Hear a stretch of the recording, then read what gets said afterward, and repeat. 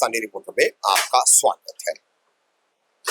मंगलवार 24 जून को केंद्र सरकार, मोदी सरकार द्वारा, एनडीए की सरकार द्वारा जो काला कानून लाया गया है, वक्फ एक्ट 2025, इसके खिलाफ उलमाओं के कुछ संगठनों द्वारा all India Muslim personal law board के मातहत जो है सियासी पार्टियों के साथ मिल करके एक वक्फ एक्ट विरोधी आम जलसा कौसा के नूरबाग हॉल में किया गया। यहाँ पर मौलाना उबैदुल्ला खान आजमी, जमीयतुल उलमाए हिंद के महाराष्ट्र के सदर अलीमुल्ला कासमी, मौलाना हुज़ैफा कासमी, ऐसे कई दीगर जो है उलमाए दीन हाजिर थे, जिन्होंने लोगों को यहाँ पर वक्फ के ताल्लुक से और इस कानून के ताल्लुक से संबोधित किया।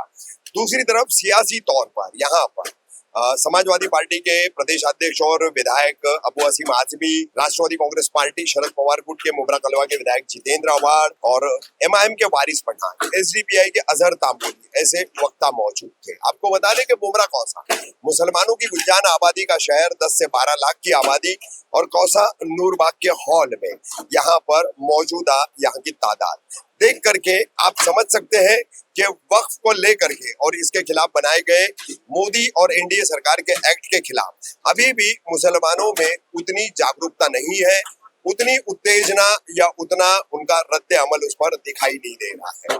10 लाख की आबादी में अगर 2000 की तादाद में बड़ी मुश्किल से लोग आ रहे हैं, तो फिर ये मुहिम कहां तक जाएगी, कैसे जाएगी, ये कहना बेहद मुश्किल है।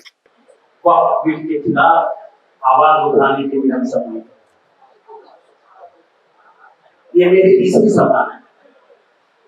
पहले जलसे में मुझे मुस्लिम पर्सनल लॉ बोर्ड के औरंगाबाद में बुलाया था, दूसरी बार भिवंडी में गए और तीसरी बार मुंबई में आया। पर मैं साफ लफ्जों में कहना चाहता हूं कि मैंने जो औरंगाबाद में देखा वो ना मुझे भिवंडी में दिखाई दे रहा है और ना मुझे मुंबई में। औरंगाबाद में खुले मैदान में 25,000 कुर्सियां लगी हुई थी, ऊपर से बारिश गिर रहा था, 4-5 हजार महिलाएं बैठी थी और ऐसा चलचला लोगों में अलग सा माहौल दिख रहा था, उनके चेहरे से दिख रहा था कि लड़की के लिए तैयार है। मैं भिवंडी में गया, 1000 लोग नहीं थे, 1000। तो कोई गलत बात किया ना? आज मैं यहाँ आया हूं,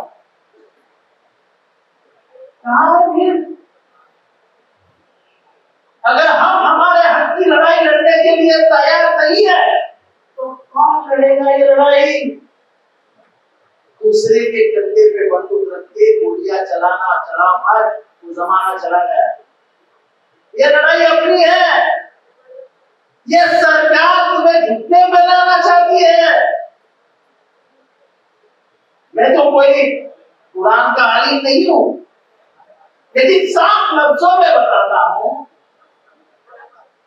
कि ज़मीन किसी के बाप की नहीं है। जैसे हुज़ैफा साहब ने कहा, हजरत साहब ने कहा कि शाहजहां ने दी हुई जमीन के पेपर के आप शाहजहां से मांग ले जाओ कि भाई तुम हमारे लीज एग्रीमेंट को दो, हमको सरकार को देना है। ये जमीन तो उस जमाने से आ रही है, इसको बीते हुए 1000 साल हो गए। कहां से हम लाएगा? ये हमारे बाप दादाओं की जमीन है, तुम्हारे बाप की नहीं है। ये सरकार चाहती है कि मुसलमान लेके आ जाए, हमारे पास आए, कब्रिस्तान के लिए जमीन दे दो, हमें मदरसे के लिए जमीन दे दो, हमें मस्जिद के लिए जमीन दे दो। अरे भाई हम छू जाए, हमारे बाप दादाओं ने सोच समझ के हमारे लिए जमीन रखी है, उसका ही इस्तेमाल हम करेंगे क्योंकि वो हमारे हक।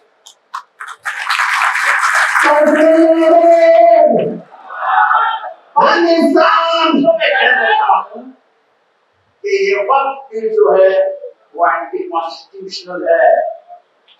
वो दस्तूर के खिलाफ है।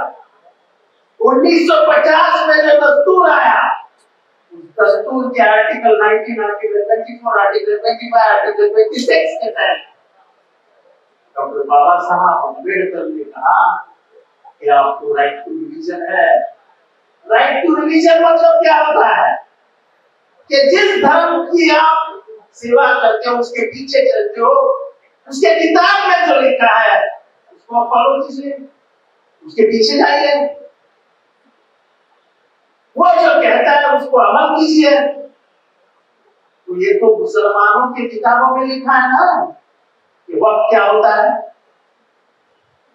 तो आर्टिकल 19, 24, 25, 26 के तहत जो हक हमें संविधान ने दिया है, जो पेश है संविधान का, दस्तूर का, उसको हटाने का ये सरकार कोशिश क्यों कर रही है?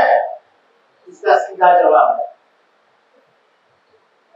कि ये जो जमीनें हैं, ये ऐसी ऐसी जगहों पे है जिस जगहों पे धन्ना सेठ की नजर लगी हुई है।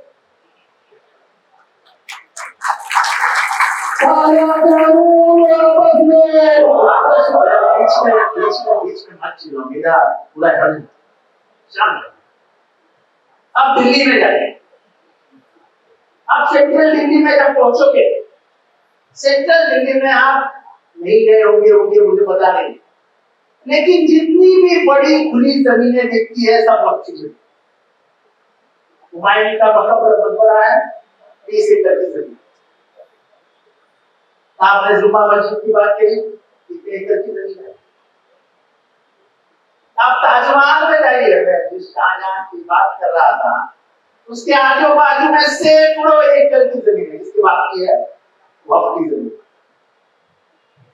ये सब के ऊपर धन्ना सेठ की नजर है, और धन्ना सेठ के लिए हम मार्केट में लाएंगे इस जमीन को, हम इससे पैसे मिलाएंगे और मुसलमानों के इसका इस्तेमाल करेंगे। अरे भाई, हमारे खाने क्या खाएंगे उसके ऊपर तुम्हारी नजर है, तुम क्या हमारा भला सोचोगे? तुम तो हमारी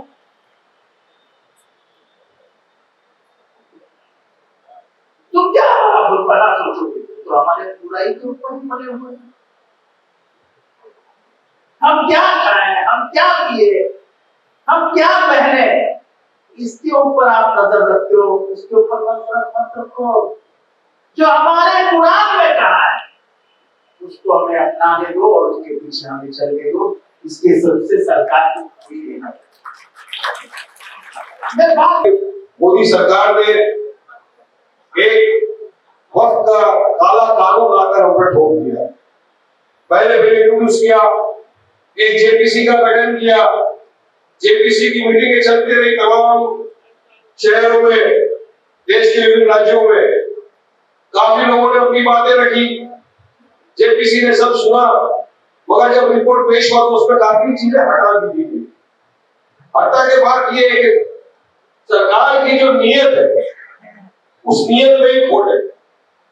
वक्फ का काला कानून सरकार ने पास कर दिया क्योंकि मेजोरिटी में है, लेकिन जितने भी संविधान को मानने वाले लोग हैं, चाहे किसी भी पॉलिटिकल पार्टी से अफिलिएट हो, सबका एक ही चीज बोलना है कि जो वक्फ का ये कानून सरकार ने लाया है ये पूरी तरह से असंवैधानिक कानून, ये वायलेशन है आर्टिकल 14, 15, 16, 25, 26, 28 संविधान। इक्वालिटी की बात करता है संविधान, डिस्क्रिमिनेशन नहीं होना चाहिए, राइट टू प्रैक्टिस रिलीजन की बात करता है। मगर यहां दिखाया गया है कि इस वक्त के अंदर जो 40 के करीब अमेंडमेंट सरकार द्वारा लाए गए हैं, वो 40 के 40 अमेंडमेंट में कहूंगा असंवैधानिक है। कुछ ऐसे हैं जिन पर फिलहाल सुप्रीम कोर्ट में मैटर पेंडिंग है, सुप्रीम कोर्ट का मैटर सब जुडिस है, कहीं पर रोक लगी हुई है, इसलिए उसकी मेरिट्स में ज्यादा जाए बिना मैं आपको सिर्फ ऊपरी तौर से बताऊंगा कि ये काला कानून क्यों है और ये क्यों हमारी कौम के लिए, मिल्लत के लिए एक खतरा है।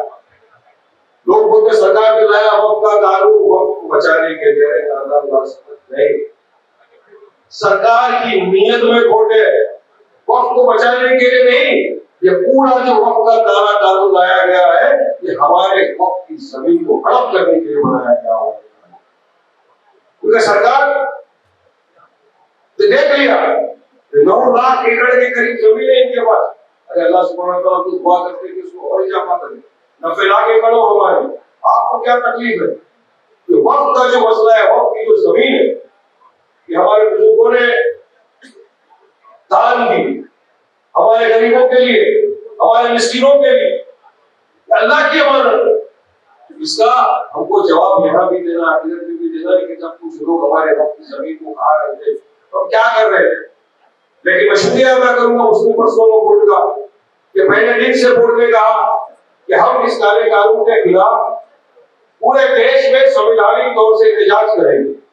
और शुरू क्या हो, मुख्तलिफ जगहों के ऊपर धरना प्रदर्शन हुआ, इस तरह की पब्लिक मीटिंग हुई, वक्त को लेकर अनाउंस हुआ कि जुम्मा के दिन तमाम हम लोग हाथ में काली पट्टी बांध के नमाज पढ़ेंगे। लाखों करोड़ों लोग ने देश भर के अंदर उसका पालन किया, नमाज अदा की काली पट्टी बांध के, ताकि सरकार को पता चले कि हम सब इस काले कानून के खिलाफ हैं। उसके बाद पर्सनल लॉ बोर्ड ने कहा कि हमको बत्ती गुल करना है 15 मिनट के लिए, ताकि सरकार तक ये मैसेज जाए कि देखिए भारत देश का मुसलमान इस असंवैधानिक काले कानून का खिलाफ करना है, मजम्मत करना है। करोड़ों लोगों ने, मैं समझता हूँ कि पूरे देश में जब विजुअल्स देख रहे थे, वीडियो देख रहे थे, तो पता चला कि पूरे के पूरे जो लोग थे, जो संविधान का पालन करने वाले थे, उन्होंने अपनी बत्ती गुल के सरकार तक काम पहुंचा। देखिए सरकार की नीयत वक्त बाय यूजर, अरे हटाकर किसको फायदा करना चाहते हैं, चलिए बताइए। सिर्फ और सिर्फ ये धंधा से, और मुंबई के अंदर जो वक्त की जमीन, जो आगा खान शिया और फरेशी जमीन थी, उसके ऊपर अपना आलीशान इमारत बना के बैठा है, उसको इससे फायदा, ये भी ध्यान रखता है अंबानी। लेकिन आप हमारे जो हक की जमीन है, जो हमारे बुजुर्गों ने सवाब की नीयत से दान किए, उसको आप हड़प करेंगे इस तरीके से, और आप इसका बेनिफिट आपके जो बड़े बड़े उद्योगपति दोस्त हैं उनको पहुंचाएंगे। ये कहे को मुसलमान बर्दाश्त करेगा इस बात को? नहीं करेगा कोई बात बर्दाश्त। पूरे देश ने एक अल्फाज में आवाज उठाई कि हम इस काले कानून का विरोध करते हैं, और जब तक मोदी सरकार इस काले कानून को वापस नहीं लेती, हम हमारा एहतजाज पूरी तरह संविधान में दायरे में रहकर जारी रखेंगे। बीच में क्योंकि इंडिया पाकिस्तान कंफ्लिक्ट हो गया, पर्सनल लॉ बोर्ड ने कहा कि आप इसको आगे बढ़ाते हैं, तो आगे भी हमारा ये मानना है कि जहां जहां भी इस तरह का एहतजाज हो, तो मैं तो चाहूंगा अपनी जानिब से आप तक सिर्फ एक पैगाम पहुंचाना है कि आप बड़ी तादाद में इनको ये मैसेज दो कि देखो भारत का मुसलमान कोई भी इस तरह के काले कानून को संवैधानिक कानून नहीं मानेगा, वरना हमारे हिजाब से नफरत, हमारी अजान से नफरत शुरू है, हमारे खाने पीने से नफरत, हमारे ईद बदलने से नफरत, हमारी जमीनों को हड़प करने की नीयत, ये तमाम चीजें, तमाम कोशिशें जो ये मोदी सरकार कर रही है, इससे नुकसान, भारी नुकसान एक कम्युनिटी को होगा, वो मुसलमान। एक बहुत बड़ा तबका यहाँ पर वो है जो all India Muslim personal law board की अपनी इस मुल्क में क्या हैसियत है, ये बोर्ड कब और क्यों और किस मकसद के तहत कायम किया गया था, आमतौर पर लोगों के दिलों को ये बात नहीं है। हम मजहबी जज्बात के तहत जमा हो जाते हैं, मस्जिद का मसला है, कब्रिस्तान का मसला है, ईदगाहों का मसला है, दरगाहों का मसला है, मदरसों का मसला है, लेकिन all India Muslim personal law board का अपना क्या मकाम है, ये बात हर मुसलमान को मालूम होना चाहिए। देखिए मुल्क में जितनी तंजीमें हैं, छोटी बड़ी, चंद का मैं नाम ले रहा हूँ, सबका नाम ले नहीं सकता। सबसे बड़ी तंजीम जमीयत उलमाए हिंद, जमात इस्लामी, जमीयत अहले हदीस और दीगर तंजीमें हैं, मिली कौंसिल, फला फला फला फला। मसलकी तौर पर शिया सुन्नी, फिर सुन्नियों में मकतब अहले हदीस, मकतब बरेलियत वगैरह वगैरह, ये तमाम तबकात को जमा करके इन सब को एक प्लेटफार्म पर लाकर बैठाला गया जो तमाम तंजीमें अपनी तंजीमों की नुमाइंदगी रखते हुए, मसलन जमीयत उलमा हिंद के नुमाइंदे यहाँ पर मौजूद हैं, तो हमने जमीयत उलमा छोड़ नहीं दी। मकतब अहले हदीस के लोग यहाँ मौजूद हैं, अपना मकतब छोड़ नहीं दिया। शिया आलिम दीन आकर तकलीफ करके गए, उन्होंने अपनी तंजीम को, अपने मसलक को, अपने मजहब को छोड़ नहीं किया। सब अपने अपने तौर तरीके पर बरकरार रहते हुए जो मुसलमानों का मुश्तरका एजेंडा होता है, मसलन मस्जिदें, इसमें किसी का इख्तिलाफ होगा, कब्रिस्तान किसी का इख्तिलाफ होगा, ईदगाहें किसी का इख्तिलाफ होगा, हमारे आबा और अजदाद की दी हुई प्रॉपर्टियां जो औकाफ की शक्ल में है, मुसलमानों की दी हुई है, मुसलमानों की है। और एक दिन से नहीं, तकरीबन 1000 साल से ज्यादा ये सिलसिला जारी है। इसलिए कि मुसलमान जहां रहेगा अपना मकान भी बनाएगा, मस्जिद भी बनाएगा और इंतकाल के बाद कब्रिस्तान भी बनाएगा, बच्चों के पढ़ने के लिए मकतब मदरसा भी बनाएगा। दुनिया में जब जहां कहीं मुसलमान रहेगा वहां ये दीनी काम होंगे। और इसके लिए हुकूमत के सामने हाथ फैलाकर मांगा नहीं किया है। हमारे आबा और अजदाद ने अपनी जमीनें दी है, अपने गाड़ी कमाई के पैसे देकर मस्जिदें बनाई है, अपनी दरगाहें बनाई है, अपनी ईदगाहें बनाई है। हम किसी की ठीक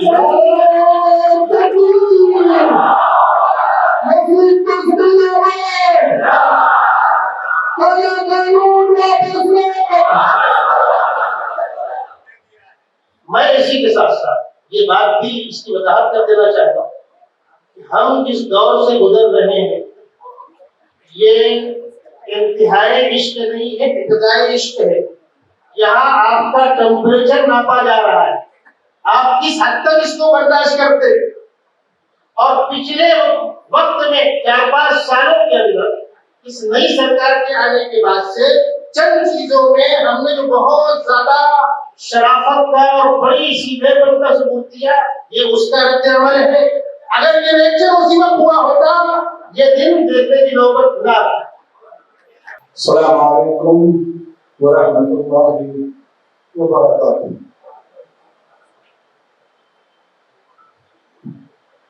दाइस पे तशरीफ फरमा उलमाए किराम, सियासी दानिशवर वगैरह, मुमरा की सरजमीन पर तशरीफ रखने वाले और इस इब्तिदाई प्रोग्राम में हाजिरी की सआदत हासिल करने वाले मोहतरम बुजुर्गों, अजीज साथियों, दीनी भाई, वक्त काफी हो चुका है कानूनी एतबार से भी और अखलाकी एतबार से। इसलिए जितनी सारी बातें हुई हैं उन बातों के बाद अब किसी बात की गुंजाइश नहीं रह जाती कि खाए हो गए लोगों को फिर चबाया जाए। इसलिए 2-4 मिनट में चंद अहम बातें जो ऑल इंडिया मुस्लिम बोर्ड के ताल्लुक से हैं आपके सामने रखने की सादत हासिल करते हैं।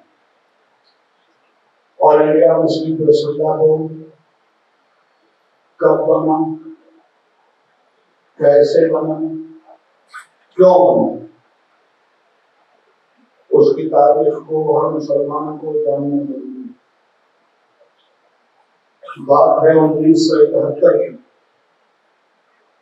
1971 में हमारे मुल्क का एक सूबा है उड़ीसा। उड़ीसा में कांग्रेस की हुकूमत थी और वहां एक लेडी चीफ मिनिस्टर थी, नाम था सरस्वती नंदन। उन्होंने अपने यहाँ असेंबली में एक बिल पास किया जिसको मतबदला बिल कहते हैं कि मतबदला बिल मुल्क के लोगों में लागू हो गया।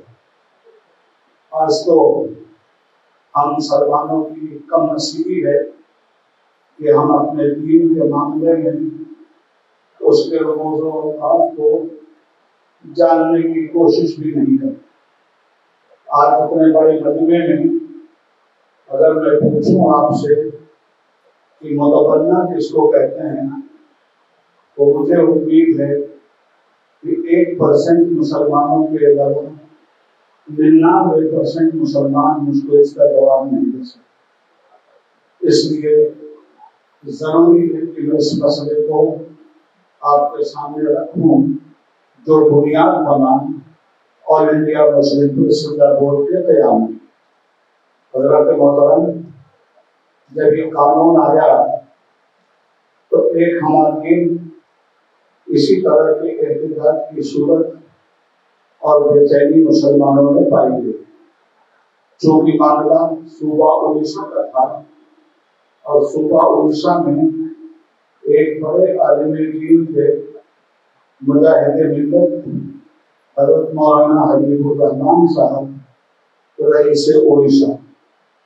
उन्होंने इसकी बागडोर हाथ में लिया कि हम किसी कीमत पर शरीयत इस्लामिया में मुदाखलत करने वाले इस मुतबन्ना को कबूल नहीं करते। अब मैं जरा बता दूं कि मुतबन्ना क्या होता है। लोग जिनके पास औलाद नहीं होती या औलाद होती भी है तो किसी की औलाद को अपनी औलाद बनाकर गोद ले लेते हैं। हमारे मुल्क में हमारे गैर मुस्लिम भाइयों के यहाँ ये आम बात है। खुद मुल्क के साबिक वज़ीर आज़म राजा विश्वनाथ प्रताप सिंह साहब भी एक राजा के गोद लिए हुए बेटे थे। तो गोद लिया हुआ बेटा मुतबन्ना कहलाता है। और फिर उस गोद लिए हुए बच्चे का बेटे का कानूनी हक वही हो जाता है जो कानूनी हक अपनी सभी औलाद का होता है। यानी जिस तरह आपकी औलाद आपकी विरासत का हिस्सा पाएगी, उसी तरह गोद लिया हुआ बच्चा भी आपके इंतकाल के बाद आपके कर्तव्य और आपकी जायदाद का मालिक होगा।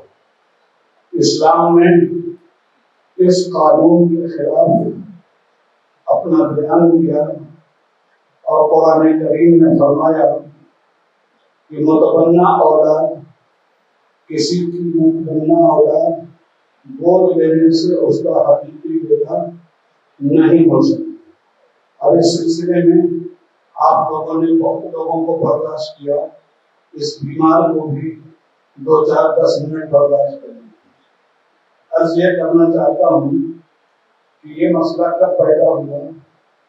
नबी पाक सल्लल्लाहु अलैहि वसल्लम हजरत मोहम्मद मुस्तफा सल्लल्लाहु अलैहि वसल्लम को उनकी बेगम उम्मुल मोमिनीन हजरत खदीजा ने एक गुलाम पेश किया कि इस गुलाम को मैं आपकी मिल्कियत में देता हूँ। अल्लाह के हबीब रहमतुल आलमीन थे, उन्होंने किसी को गुलाम बनाना पसंद नहीं किया और इरशाद फरमाया कि मेरा गुलाम नहीं, ये मेरा मुंह बोला बेटा है। अब इस तरह ज़ैद जिनके बाप का नाम हारिसा था, उस दिन से वो ज़ैद बिन मोहम्मद सल्लल्लाहु अलैहि वसल्लम का